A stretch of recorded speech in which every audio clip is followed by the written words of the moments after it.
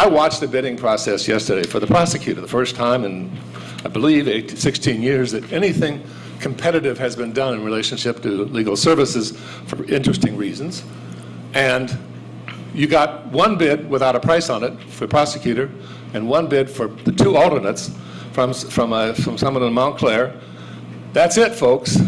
How is it, with hundreds of lawyers out there, many of them looking for opportunities, that we end up with essentially, and I hope you'll turn down the bidding process.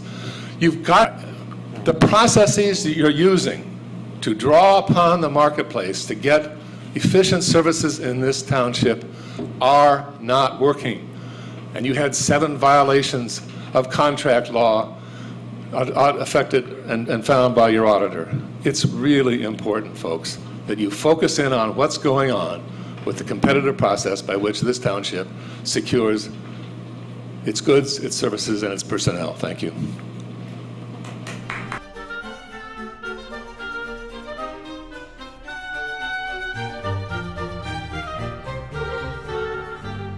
Yeah, just to comment on what Dr. Powers said. I happen to I mean, I didn't understand all of everything he said, to be honest with you, but the point of that we need better places to advertise and promote is something that I have to wholeheartedly agree with him. And if he has any suggestions as far as better places or that other towns are doing, if you can please, don't put it on the website, give it to the council or email us so that we know, because I like to try to get the best talent available for the residents of Teaneck.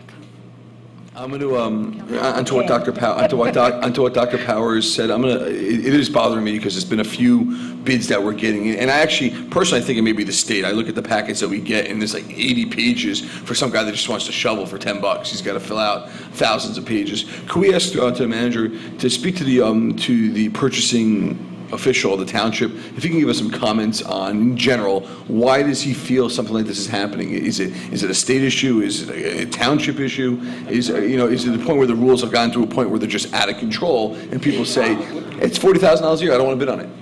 And I'm just I can't imagine. I don't know what number you use as a number of attorneys, but you mentioned 90, there's 90,000 in New Jersey, and no one applied to be prosecutor.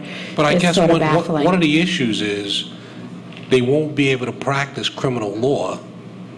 Yeah, but and you still, correct me if you have upstarts. Yeah, but they're not going to be, if they take the prosecutor position, then they can't practice in the county? Is that correct?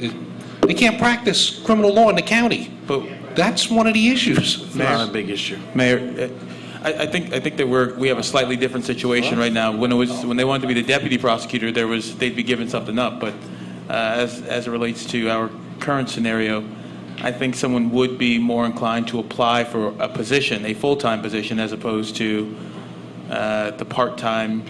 I'm filling in when the varsity squad is out.